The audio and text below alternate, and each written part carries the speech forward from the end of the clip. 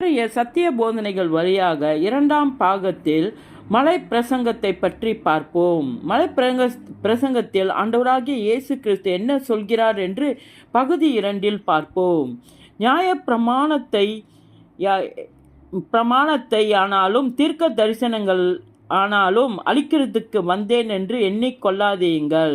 அழிக்கிறதற்கு அல்ல, நிறைவேற்றுவதற்காகவே வந்தேன்.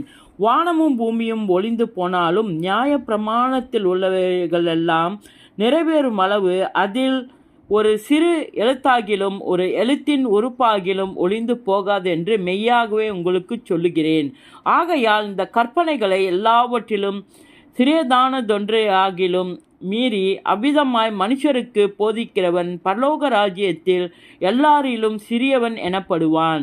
இவைகளை கைக்கொண்டு போதிக்கிறவன் எவனோ பரலோகத்தில் பெரியவன் எனப்படுவான். வேத பாரகர் பரிசேயர் என்பவர்களுடைய நீதியிலும் உங்கள் நீதி அதிகமாயிராவிட்டால் பரலோக ராஜ்யத்தில் பிரவேசிக்க மாட்டீர்கள் என்று உங்களுக்கு சொல்லுகிறேன்.